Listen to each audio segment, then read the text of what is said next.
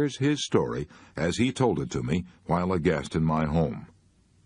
Shortly after the Japanese bombed Pearl Harbor, Galen Litchfield began, they came swarming into Shanghai. I was the manager of the Asia Life Insurance Company in Shanghai. They sent us an army liquidator. He was really an admiral, and gave me orders to assist this man in liquidating our assets. I didn't have any choice in the matter. I could cooperate or else, and the or else was certain death. I went through the motions of doing what I was told because I had no alternative. But there was one block of securities worth $750,000 which I left off the list I gave to the admiral. I left that block of securities off the list because they belonged to our Hong Kong organization and had nothing to do with the Shanghai assets. All the same, I feared I might be in hot water if the Japanese found out what I'd done, and they soon found out. I wasn't in the office when the discovery was made, but my head accountant was there. He told me that the Japanese admiral flew into a rage and stamped and swore and called me a thief and a traitor. I had defied the Japanese army. I knew what that meant. I would be thrown into the bridge house. The bridge house, the torture chamber of the Japanese Gestapo. I had had personal friends who had killed themselves rather than be taken to that prison. I had other friends who had died in that place after 10 days of questioning and torture. Now I was slated for the bridge house myself. What did I do? I heard the news on Sunday afternoon. I suppose I should have been terrified, and I would have been terrified if I hadn't had a definite technique for solving my problems. For years, whenever I was worried, I had always gone to my typewriter and written down 2 questions, and the answer to these questions. 1. What am I worrying about? 2. What can I do about it? I used to try to answer those questions without writing them down, but I stopped that years ago. I found that writing down both the questions and the answers clarifies my thinking. So that Sunday afternoon, I went directly to my room at the Shanghai YMCA and got out my typewriter. I wrote, 1. What am I worrying about? I am afraid I will be thrown into the bridge house tomorrow morning. Then I typed out the second question. 2. What can I do about it? I spent hours thinking out and writing down the 4 courses of action I could take, and what the probable consequences of each action would be. 1. I can try to explain to the Japanese admiral, but he doesn't speak English. If I try to explain to him through an interpreter, I may stir him up again. That might mean death, for he is cruel, would rather dump me in the bridge house than bother talking about it. 2. I can try to escape. Impossible. They keep track of me all the time. I have to check in and out of my room at the YMCA. If I try to escape, I'll probably be captured and shot. 3. I can stay here in my room and not go near the office again. If I do, the Japanese admiral will be suspicious, will probably send soldiers to get me and throw me into the bridge house without giving me a chance to say a word. 4. I can go down to the office as usual on Monday morning. If I do, there's a chance that the Japanese admiral may be so busy that he will not think of what I did. Even if he does think of it, he may have cooled off and may not bother me. If this happens, I'm all right. Even if he does bother me, I'll still have a chance to try to explain to him. So, going down to the office as usual on Monday morning and acting as if nothing had gone wrong gives me 2 chances to escape the bridge house. As soon as I thought it all out and decided to accept the 4th plan, to go down to the office as usual on Monday morning, I felt immensely relieved. When I entered the office the next morning, the Japanese admiral sat there with a cigarette dangling from his mouth. He glared at me, as he always did, and said nothing. 6 weeks later, thank God, he went back to Tokyo, and my worries were ended. As I've already said, I probably saved my life by sitting down that Sunday afternoon and writing out all the various steps I could take, and then writing down the probable consequences of each step, and calmly coming to a decision. If I hadn't done that, I might have floundered and hesitated and done the wrong thing on the spur of the moment. If I hadn't thought out my problem and come to a decision, I would have been frantic with worry all Sunday afternoon. I wouldn't have slept that night. I would have gone down to the office Monday morning with a harassed and worried look, and that alone might have aroused the suspicion of the Japanese admiral and spurred him to act. Experience has proved to me, time after time, the enormous value of arriving at a decision. It is the failure to arrive at a fixed purpose, the inability to stop going round and round in maddening circles, that drives men to nervous breakdowns and living hells. I find that 50% of my worries vanish once I arrive at a clear, definite decision, and another 40% usually vanish once I start to carry out that decision. So I banish about 90% of my worries by taking these 4 steps. 1. Writing down precisely what I am worrying about. 2. Writing down what I can do about it. 3. Deciding what to do. 4. Starting immediately to carry out that decision. Galen Litchfield became the Far Eastern Director for Starr, Park & Freeman Incorporated, representing large insurance and financial interests. This made him one of the most important American businessmen in Asia, and he confessed to me that he owed a large part of his success to this method of analyzing worry and meeting it head-on. Why is his method so superb? Because it's efficient, concrete, and goes directly to the heart of the problem. On top of all that, it is climaxed by the third and indispensable rule: do something about it. Unless we carry out our action, all our fact-finding and analysis is whistling up wind. It's a sheer waste of energy. William James said this: "When once a decision is reached, and execution is the order of the day, dismiss absolutely all responsibility and care about the outcome." In this case, William James undoubtedly used the word care as a synonym for anxiety. He meant, once you've made a careful decision based on facts, go into action. Don't stop to reconsider. Don't begin to hesitate, worry, and retrace your steps. Don't lose yourself in self-doubting, which begets other doubts. Don't keep looking back over your shoulder. I once asked Wade Phillips, one of Oklahoma's most prominent oil men, how he carried out decisions. He replied, "I find that to keep thinking about our problems beyond a certain point is bound to create confusion and worry. There comes a time when any more investigation and thinking are harmful. There comes a time when we must decide and act and never look back." Why don't you employ Galen Litchfield's technique to one of your worries right now? And write down the answers to these 4 questions. Here's question number 1. What am I worrying about? Question number 2. What can I do about it? Question number 3. Here's what I am going to do about it. Question number 4. When am I going to start doing it?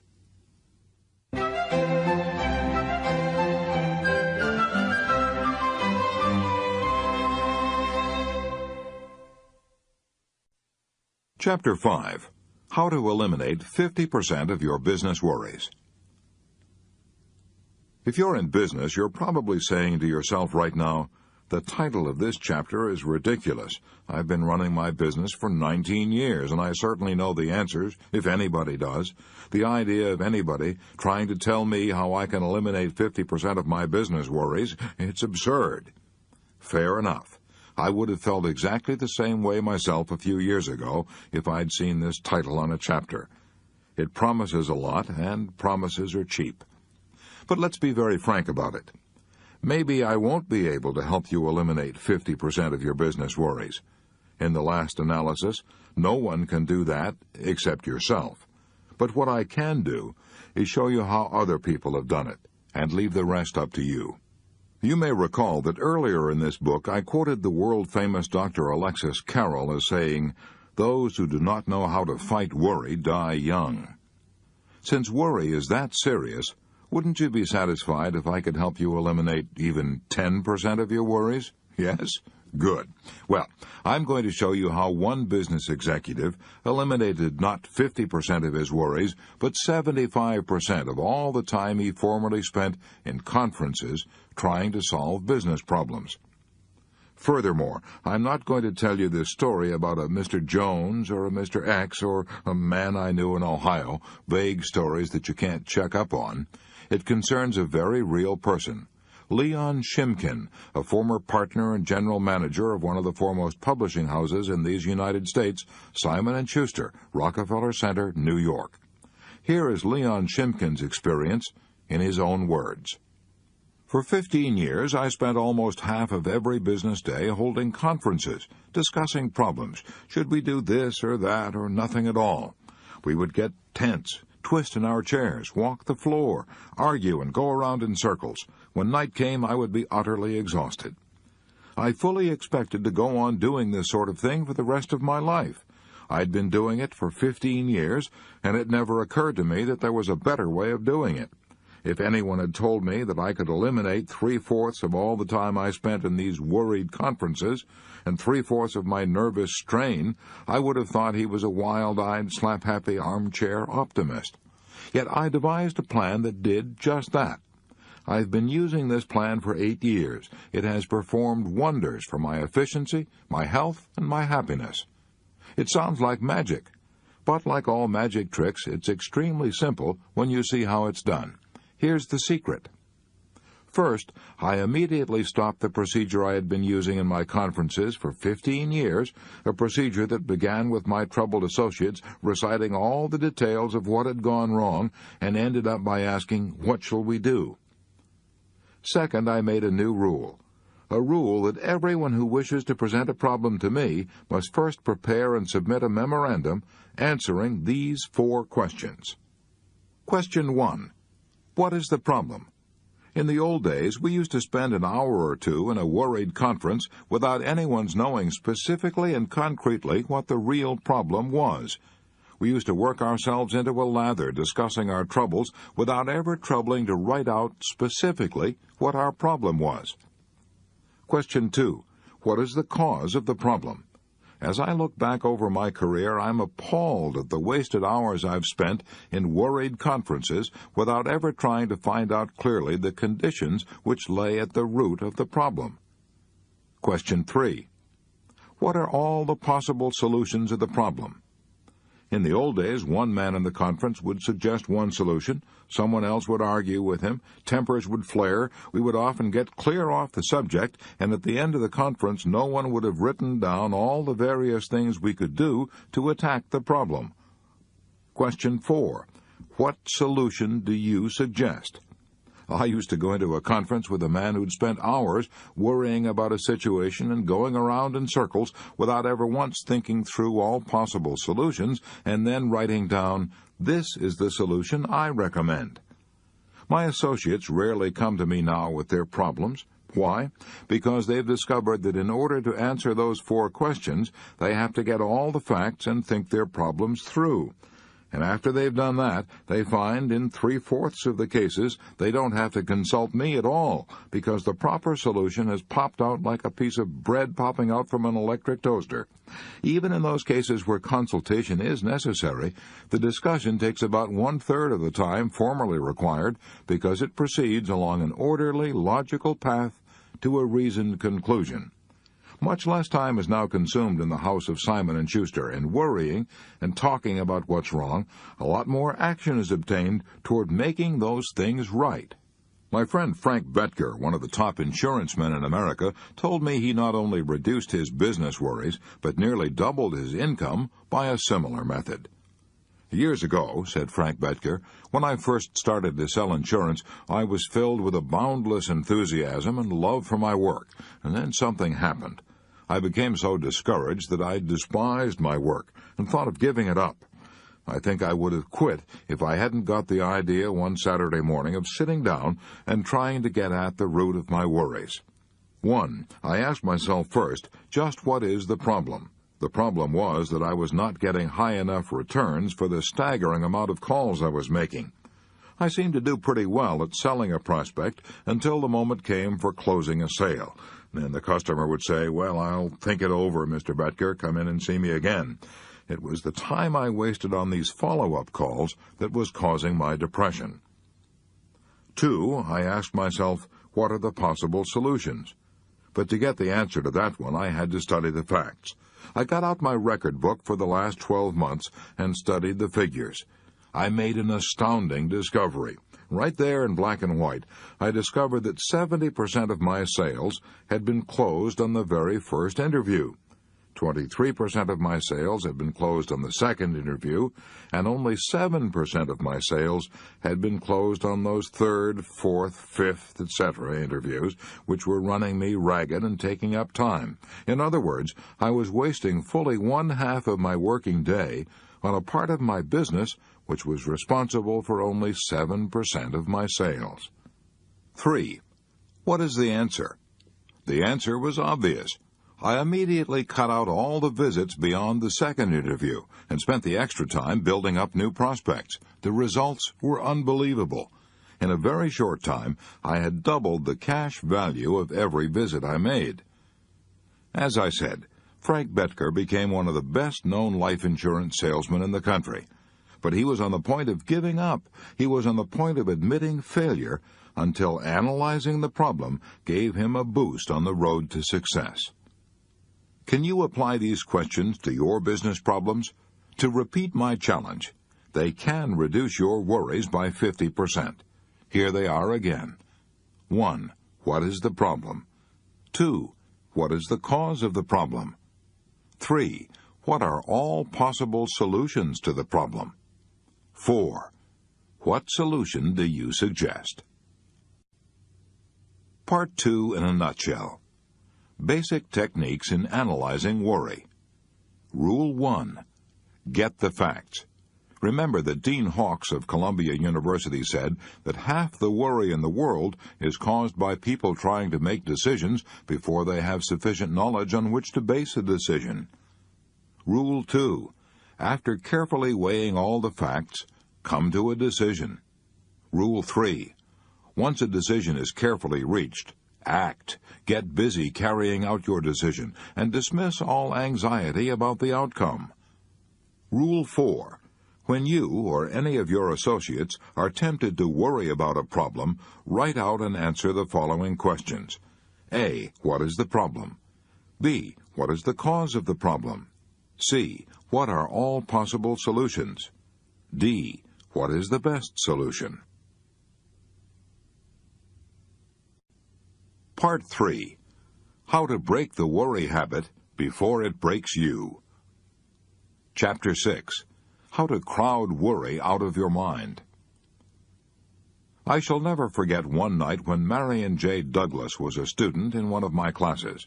I've not used his real name. He requested me for personal reasons not to reveal his identity, but here's his real story as he told it to the class.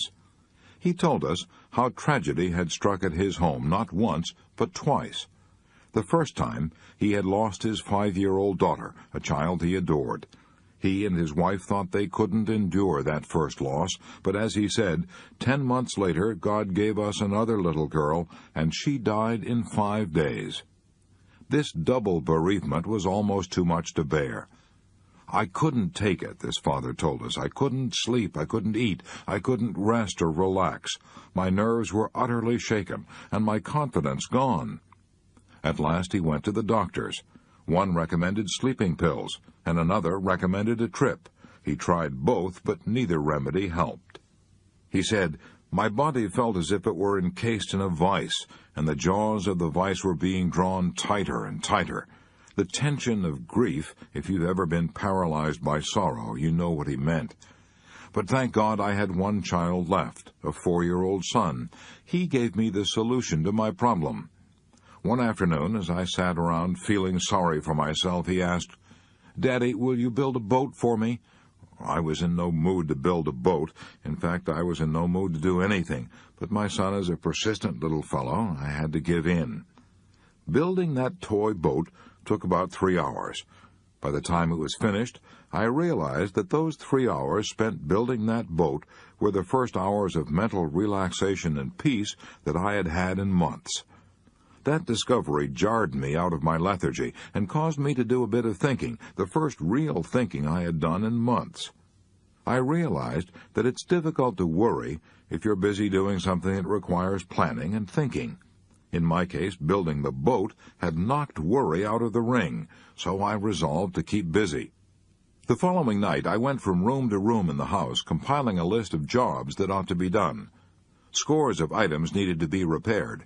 Bookcases, stair steps, storm windows, window shades, knobs, locks, leaky faucets.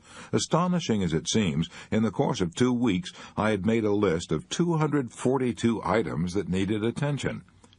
During the last 2 years, I have completed most of them. Besides, I have filled my life with stimulating activities. 2 nights per week I attend adult education classes in New York. I have gone in for civic activities in my hometown, and I am now chairman of the school board. I attend scores of meetings. I help collect money for the Red Cross and other activities. I'm so busy now that I have no time for worry. No time for worry. That's exactly what Winston Churchill said when he was working 18 hours a day at the height of the war. When he was asked if he worried about his tremendous responsibilities, he said, "I'm too busy. I have no time for worry." Charles Kettering was in the same fix when he started out to invest in a self-starter for automobiles. Mr. Kettering was, until his retirement, vice president of General Motors, in charge of the world-famous General Motors Research Corporation. But in those days, he was so poor that he had to use the hayloft of a barn as a laboratory. To buy groceries, he had to use $1,500 that his wife had made by giving piano lessons. Later, he had to borrow $500 on his life insurance. I asked his wife if she wasn't worried at a time like that. "Yes," she replied, "I was so worried I couldn't sleep, but Mr. Kettering wasn't. He was too absorbed in his work to worry." The great scientist Pasteur spoke of the peace that is found in libraries and laboratories. Why is peace found there? Because the men in libraries and laboratories are usually too absorbed in their tasks to worry about themselves. Research men rarely have nervous breakdowns. They haven't time for such luxuries. Why does such a simple thing as keeping busy help to drive out anxiety? Because of a law, one of the most fundamental laws ever revealed by psychology. And that law is that it is utterly impossible for any human mind, no matter how brilliant, to think of more than one thing at any given time. You don't quite believe it. Very well, then, let's try an experiment. Suppose you lean back right now, close your eyes, and try at the same instant to think of the Statue of Liberty and of what you plan to do tomorrow morning. Go ahead, try it. You found out, didn't you, that you could focus on either thought in turn, but never on both simultaneously. Well, the same thing is true in the field of emotions. We cannot be pepped up and enthusiastic about doing something exciting and feel dragged down by worry at the very same time. One kind of emotion drives out the other. And it was that simple discovery that enabled Army psychiatrists to perform such miracles during the Second World War. When men came out of battle, so shaken by the experience that they were called psychoneurotic, Army doctors prescribed "keep 'em busy" as the cure. Every waking minute of these nerve-shocked men was filled with activity, usually outdoor activities such as fishing, hunting, playing ball, golf, taking pictures, making gardens, and dancing. They were given no time for brooding over their terrible experiences. Occupational therapy is the term now used by psychiatry when work is prescribed as though it were a medicine. It is not new. The old Greek physicians were advocating it 500 years before Christ was born. The Quakers were using it in Philadelphia in Ben Franklin's time. A man who visited a Quaker sanitarium in 1774 was shocked to see that the patients who were mentally ill were busy spinning flax. He thought these poor unfortunates were being exploited, until the Quakers explained that they found that their patients actually improved when they did a little work. It was soothing to the nerves. Any psychiatrist will tell you that work, keeping busy, is one of the best anesthetics ever known for sick nerves. Henry W. Longfellow found that out for himself when he lost his young wife. His wife had been melting some sealing wax at a candle one day when her clothes caught on fire. Longfellow heard her cries and tried to reach her in time, but she died from the burns. For a while, Longfellow was so tortured by the memory of that dreadful experience that he nearly went insane. But fortunately for him, his 3 small children needed his attention. In spite of his own grief, Longfellow undertook to be father and mother to his children. He took them for walks, told them stories, played games with them, and immortalized their companionship in his poem, The Children's Hour. He also translated Dante, and all these duties combined kept him so busy that he forgot himself entirely and regained his peace of mind. As Tennyson declared when he lost his most intimate friend, Arthur Hallam, "I must lose myself in action, lest I wither in despair." Most of us have little trouble losing ourselves in action while we have our noses to the grindstone and are doing our day's work, but the hours after work, they are the dangerous ones. Just when we're free to enjoy our own leisure and ought to be the happiest, that's when the blue devils of worry attack us. That's when we begin to wonder whether we're getting anywhere in life, whether we're in a rut, whether the boss meant anything by that remark he made today, or whether we're losing our sex appeal. When we're not busy, our minds tend to become a near vacuum. Every student of physics knows that nature abhors a vacuum. The nearest thing to a vacuum that you and I will probably ever see is inside of an incandescent electric light bulb. Break that bulb, and nature forces air in to fill the theoretical empty space. Nature also rushes in to fill the vacant mind. With what? Usually with emotions. Why? Because emotions of worry, fear, hate, jealousy, and envy are driven by primeval vigor and the dynamic energy of the jungle. Such emotions are so violent that they tend to drive out of our minds all peaceful, happy thoughts and emotions. James L. Mersell, professor of education, Teachers College, Columbia, put it very well when he said, "Worry is most apt to ride you ragged not when you're in action, but when the day's work is done. Your imagination can run riot then and bring up all sorts of ridiculous possibilities and magnify each little blunder. At such a time," he continued, "your mind is like a motor operating without its load. It races and threatens to burn out its bearings, or even to tear itself to bits. The remedy for worry is to get completely occupied doing something constructive." But you don't have to be a college professor to realize this truth and put it into practice. During the Second World War, I met a housewife from Chicago who told me how she discovered for herself that the remedy for worry is to get completely occupied doing something constructive. I met this woman and her husband in the dining car while I was traveling from New York to my farm in Missouri. This couple told me that their son had joined the armed forces the day after Pearl Harbor. The woman told me that she had almost wrecked her health worrying over that only son. Where was he? Was he safe or in action? Would he be wounded or killed? When I asked her how she overcame her worry, she replied, "I got busy." She told me that at first she had dismissed her maid and tried to keep busy by doing all her housework herself, but that didn't help much. The trouble was, she said, that I could do my housework almost mechanically, without using my mind, so I kept on worrying while making the beds and washing the dishes. I realized I needed some new kind of work that would keep me busy both mentally and physically every hour of the day. So I took a job as a saleswoman in a large department store. That did it, she said. I immediately found myself in a whirlwind of activity. Customers swarming around me asking for prices, sizes, colors, never a second to think of anything except my immediate duty. And when night came, I could think of nothing except getting off my aching feet. As soon as I ate dinner, I fell into bed and instantly became unconscious. I had neither the time nor the energy to worry. She discovered for herself what John Cowper Powys meant when he said, in The Art of Forgetting the Unpleasant, a certain comfortable security, a certain profound inner peace, a kind of happy numbness soothes the nerves of the human animal when absorbed in its allotted tasks. And what a blessing that it is so. Osa Johnson, one of the world's most famous women explorers, told me how she found release from worry and grief. You may have read the story of her life. It's called I Married Adventure. If any woman ever married adventure, she certainly did. Martin Johnson married her when she was 16 and lifted her feet off the sidewalks of Chanute, Kansas, and set them down on the wild jungle trails of Borneo.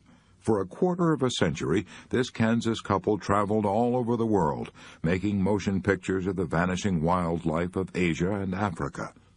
Some years later, they were on a lecture tour showing their famous films. They took a plane out of Denver bound for the coast. The plane plunged into a mountain. Martin Johnson was killed instantly. The doctors said Osa would never leave her bed again. But they didn't know Osa Johnson. 3 months later, she was in a wheelchair, lecturing before large audiences. In fact, she addressed over 100 audiences that season, all from a wheelchair. When I asked her why she did it, she replied, "I did it so I would have no time for sorrow and worry." Osa Johnson had discovered the same truth that Tennyson had sung about a century earlier. I must lose myself in action, lest I wither in despair. Admiral Byrd discovered this same truth when he lived all alone for 5 months in a shack that was literally buried in the great glacial ice cap that covers the South Pole, an ice cap that holds nature's oldest secrets, an ice cap covering an unknown continent larger than the United States and Europe combined. Admiral Byrd spent 5 months there alone. No other living creature of any kind existed within 100 miles. The cold was so intense that he could hear his breath freeze and crystallize as the wind blew it past his ears. In his book, Alone, Admiral Byrd tells all about those 5 months he spent in bewildering and soul-shattering darkness. The days were as black as the nights. He had to keep busy to preserve his sanity. At night, he says, before blowing out the lantern, I formed the habit of blocking out the morrow's work. It was a case of assigning myself an hour, say, to the escape tunnel, half an hour to leveling drift, an hour to straightening up the fuel drums, an hour to cutting bookshelves in the walls of the food tunnel, and 2 hours to renew a broken bridge in the man-hauling sledge. It was wonderful, he says, to be able to dole out the time in this way. It brought me an extraordinary sense of command over myself. And he adds, without that, or an equivalent, the days would have been without purpose, and without purpose they would have ended, as such days always end, in disintegration. And note that last again. Without purpose, the days would have ended, as such days always end, in disintegration. If you and I are worried, let's remember that we can use good old-fashioned work as a medicine. That was said by no less an authority than the late Dr. Richard C. Cabot, formerly professor of clinical medicine at Harvard. In his book, What Men Live By, Dr. Cabot says, "As a physician, I have had the happiness of seeing work cure many persons who have suffered from trembling palsy of the soul, which results from overmastering doubts, hesitations, vacillation, and fear. Courage given us by our work is like the self-reliance which Emerson has made forever glorious." If you and I don't keep busy, if we sit around and brood, we will hatch out a whole flock of what Charles Darwin used to call the whibber-jibbers. And the whibber-jibbers are nothing but old-fashioned gremlins that will run us hollow and destroy our power of action and our power of will. I know a businessman in New York who fought the whibber-jibbers by getting so busy that he had no time to fret and stew. His name is Tremper Ongman. He was a student in one of my classes, and his talk on conquering worry was so interesting, so impressive, that I asked him to have a late supper with me after class, and we sat in a restaurant until long past midnight discussing his experiences. Here's the story he told me. 18 years ago, I was so worried I had insomnia. I was tense, irritated, and jittery. I felt I was headed for a nervous breakdown. I had reason to be worried. I was treasurer of the Crown Fruit and Extract Company.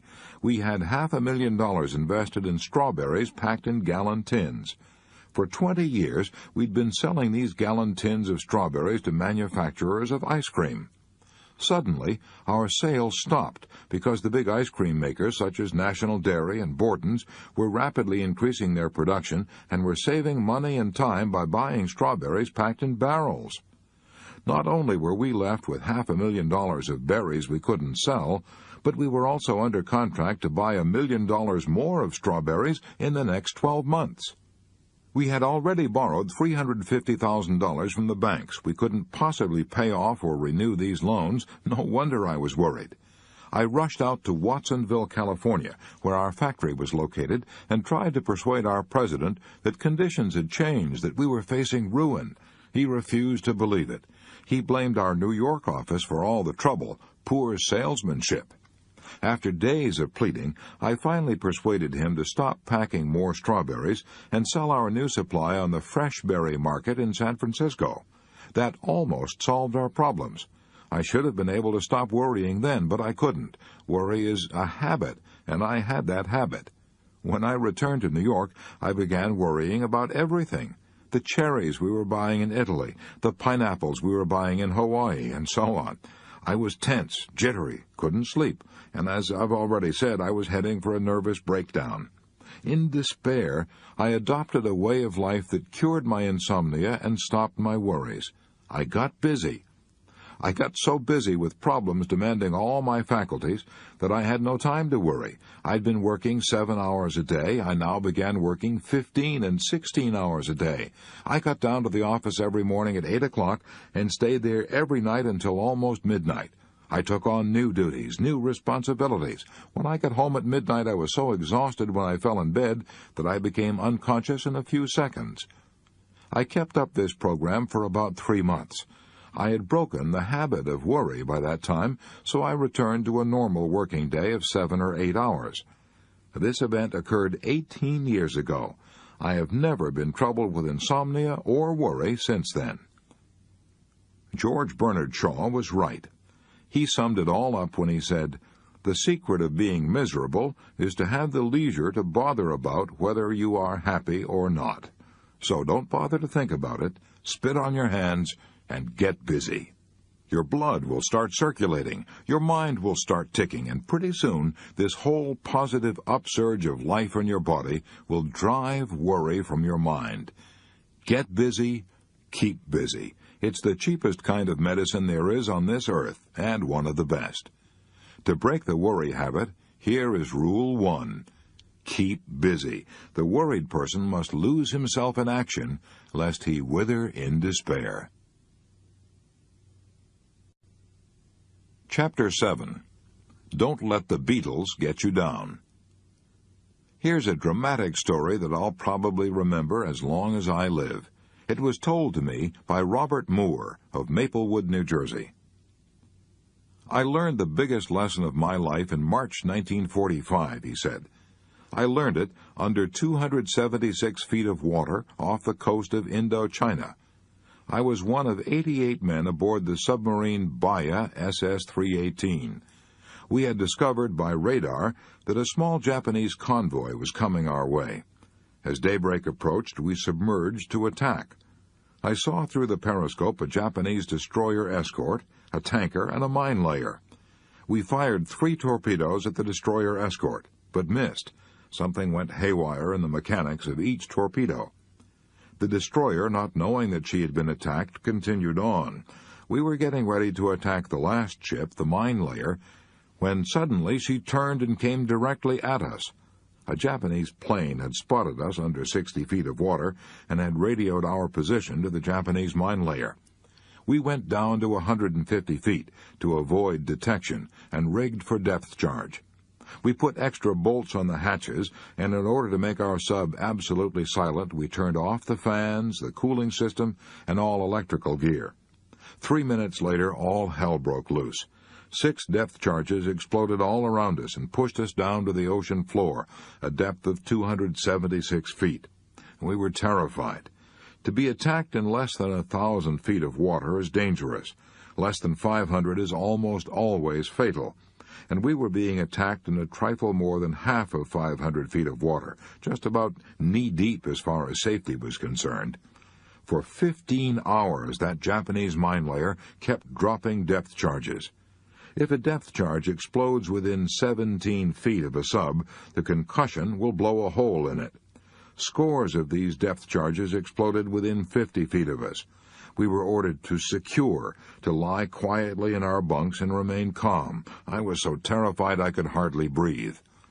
"This is death," I kept saying to myself over and over. "This is death. This is death." With the fans and cooling system turned off, the air inside the sub was over 100 degrees, but I was so chilled with fear that I put on a sweater and a fur-lined jacket, and I still trembled with cold. My teeth chattered. I broke out in a cold, clammy sweat. The attack continued for 15 hours, then ceased suddenly. Apparently, the Japanese mine layer had exhausted its supply of depth charges and steamed away. Those 15 hours of attack seemed like 15 million years. All my life passed before me in review. I remembered all the bad things I had done, all the little absurd things that I had worried about. I'd been a bank clerk before I joined the Navy. I had worried about the long hours, the poor pay, the poor prospect of advancement. I had worried because I couldn't own my own home, couldn't buy a new car, couldn't buy my wife nice clothes. How I had hated my old boss, who was always nagging and scolding. I remembered how I would come home at night, sore and grouchy, and quarrel with my wife over trifles. I'd worried about a scar on my forehead, a nasty cut from an auto accident. How big all those worries seemed years ago. How absurd they seemed when depth charges were threatening to blow me to kingdom come. I promised myself then and there that if I ever saw the sun and stars again, I would never, never worry again. Never, never, never. I learned more about the art of living in those 15 terrible hours in that submarine than I had learned by studying books for 4 years in Syracuse University. We often face the major disasters of life bravely, and then let the trifles, the pains in the neck, get us down. For example, Samuel Pepys tells in his diary about seeing Sir Harry Vane's head chopped off in London. As Sir Harry mounted the platform, he was not pleading for his life, but was pleading with the executioner not to hit the painful boil on his neck. And that was another thing that Admiral Byrd discovered down in the terrible cold and darkness of the polar nights, that his men fussed more about the pains in the neck than about the big things. They bore without complaining the dangers, the hardships, and the cold that was often 80 degrees below zero. But, says Admiral Byrd, I know of bunkmates who quit speaking to each other because each suspected the other of inching his gear into the other's allotted space. And I knew of one who could not eat unless he could find a place in the mess hall out of sight of the Fletcherist, who solemnly chewed his food 28 times before swallowing. In a polar camp, says Admiral Byrd, little things like that have the power to drive even disciplined men to the edge of insanity. And you might have added, Admiral Byrd, that little things in marriage drive people to the edge of insanity and cause half the heartaches in the world. At least that's what the authorities say. For example, Judge Joseph Sabath of Chicago, after acting as arbiter in more than 40,000 unhappy marriages, declared, "Trivialities are at the bottom of most marital unhappiness." And Frank S. Hogan, former district attorney of New York County, says, "Fully half the cases in our criminal courts originate in little things. Barroom bravado, domestic wrangling, an insulting remark, a disparaging word, a rude action, those are the little things that lead to assault and murder. Very few of us are cruelly and greatly wronged. It is the small blows to our self-esteem, the indignities, the little jolts to our vanity, which cause half the heartaches in the world." When Eleanor Roosevelt was first married, she was worried for days because her new cook had served a poor meal. But if that happened now, Mrs. Roosevelt said, I would shrug my shoulders and forget it. Good. That is acting like an adult emotionally. Even Catherine the Great, an absolute autocrat, used to laugh the thing off when the cook spoiled a meal. Mrs. Carnegie and I had a dinner at a friend's house in Chicago. While carving the meat, he did something wrong. I didn't notice it, and I wouldn't have cared even if I had noticed it. but his wife saw it and jumped down his throat right in front of us. "John," she cried, "watch what you're doing. Can't you ever learn to serve properly?" And then she said to us, "He's always making mistakes. He just doesn't try." Maybe he didn't try to carve, but I certainly give him credit for trying to live with her for 20 years. Frankly, I would rather have eaten a couple of hot dogs with mustard in an atmosphere of peace than to have dined on Peking duck and shark fins while listening to her scolding. Shortly after that experience, Mrs. Carnegie and I had some friends at our home for dinner. Just before they arrived, Mrs. Carnegie found that 3 of the napkins didn't match the tablecloth. "I rushed to the cook," she told me later, "and found that the other 3 napkins had gone to the laundry. The guests were at the door. There was no time to change. I felt like bursting into tears. All I could think was, why did this stupid mistake have to spoil my whole evening? Then I thought, well, why let it? I went in to dinner determined to have a good time, and I did. I would much rather our friends think I'm a sloppy housekeeper," she told me, "than a nervous, bad-tempered one. And anyhow, as far as I could make out, no one noticed the napkins." A well-known legal maxim says, "De minimis non curat lex." The law does not concern itself with trifles, and neither should the worrier, if he wants peace of mind. Much of the time, all we need to overcome the annoyance of trifles is to effect a shifting of emphasis, set up a new and pleasurable point of view in the mind. My friend Homer Croy, who wrote They Had to See Paris and a dozen other books, gives a wonderful example of how this can be done. He used to be driven half crazy while working on a book by the rattling of the radiators in his New York apartment. The steam would bang and sizzle, and he would sizzle with irritation as he sat at his desk. "Then," says Homer Croy, "I went with some friends on a camping expedition. While listening to the limbs crackling in the roaring fire, I thought how much they sounded like the crackling of the radiators. Why should I like one and hate the other? When I went home, I said to myself, the crackling of the limbs in the fire was a pleasant sound. The sound of the radiators is about the same. I'll go to sleep and not worry about the noise." And I did. For a few days I was conscious of the radiators, but soon I forgot all about them. And so it is with many petty worries. We dislike them and get into a stew, all because we exaggerate their importance. Disraeli said, "Life is too short to be little." Those words, said André Maurois in This Week magazine, have helped me through many a painful experience.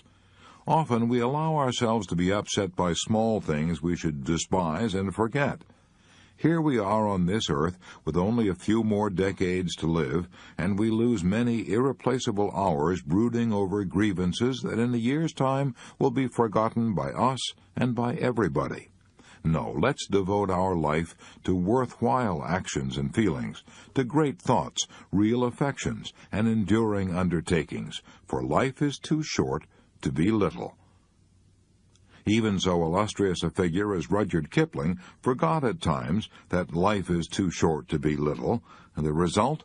He and his brother-in-law fought the most famous court battle in the history of Vermont, a battle so celebrated that a book has been written about it, Rudyard Kipling's Vermont Feud.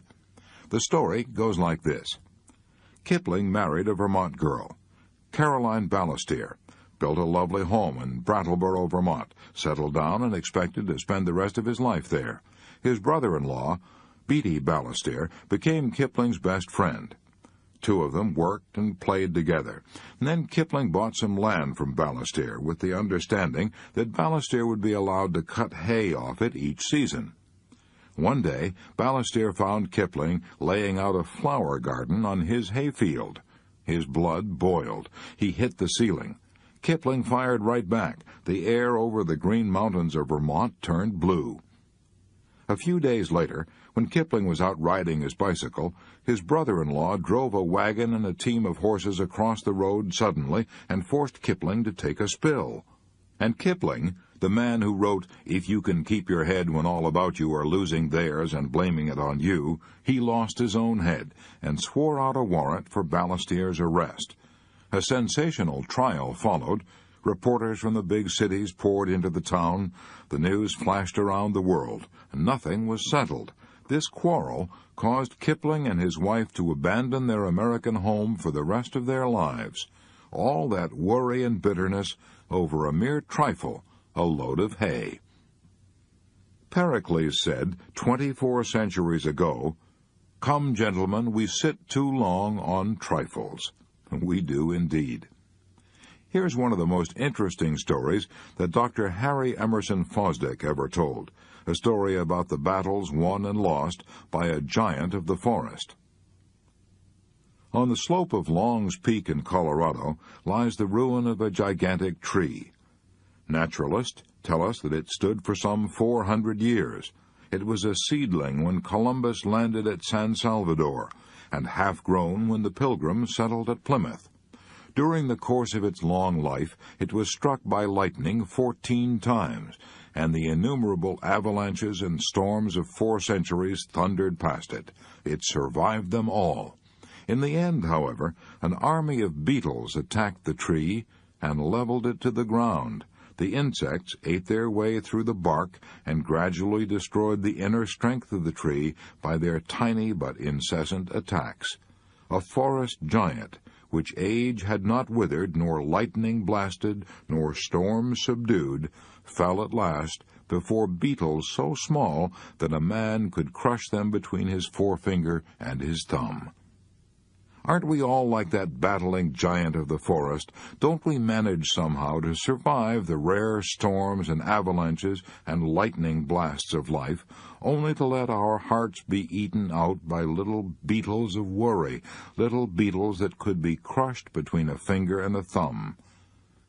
I traveled through the Teton National Park in Wyoming with Charles Seaford, highway superintendent for the state of Wyoming, and some of his friends. We were all going to visit the John D. Rockefeller estate in the park. But the car in which I was riding took the wrong turn, got lost, and drove up to the entrance of the estate an hour after the other cars had gone in.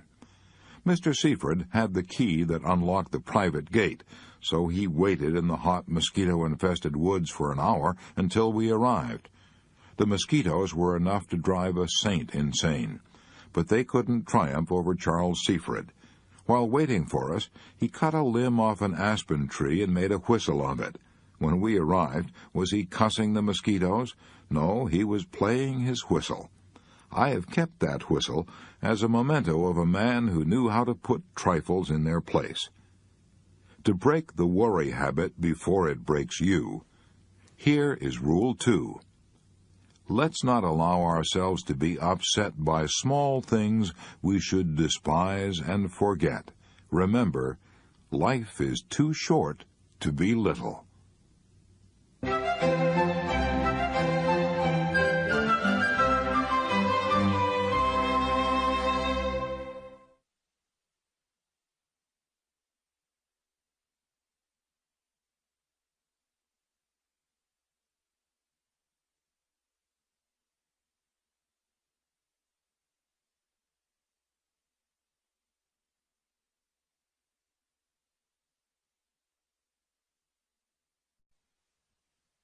Chapter 8. A Law That Will Outlaw Many of Your Worries. As a child, I grew up on a Missouri farm, and one day, while helping my mother pit cherries, I began to cry. My mother said, "Dale, what in the world are you crying about?" I blubbered, "I'm afraid I'm going to be buried alive." I was full of worries in those days. When thunderstorms came, I worried for fear I would be killed by lightning. When hard times came, I worried for fear we wouldn't have enough to eat. I worried for fear I would go to hell when I died. I was terrified for fear of an older boy, Sam White, would cut off my big ears as he threatened to do. I worried for fear girls would laugh at me if I tipped my hat to them. I worried for fear no girl would ever be willing to marry me. I worried about what I would say to my wife immediately after we were married. I imagined that we would be married in some country church, and then get in a surrey with a fringe on top and ride back to the farm. But how would I be able to keep the conversation going on that ride back to the farm? How? I pondered over that earth-shaking problem for many an hour as I walked behind the plow. As the years went by, I gradually discovered that 99% of the things I worried about never happened. For example, as I've already said, I was once terrified of lightning, but I now know that the chances of my being killed by lightning in any 1 year are, according to the National Safety Council, only 1 in 350,000. My fear of being buried alive was even more absurd. I don't imagine that even back in the days before embalming was the rule, that 1 person in 10 million was buried alive, yet I once cried for fear of it. 1 person out of every 8 dies of cancer.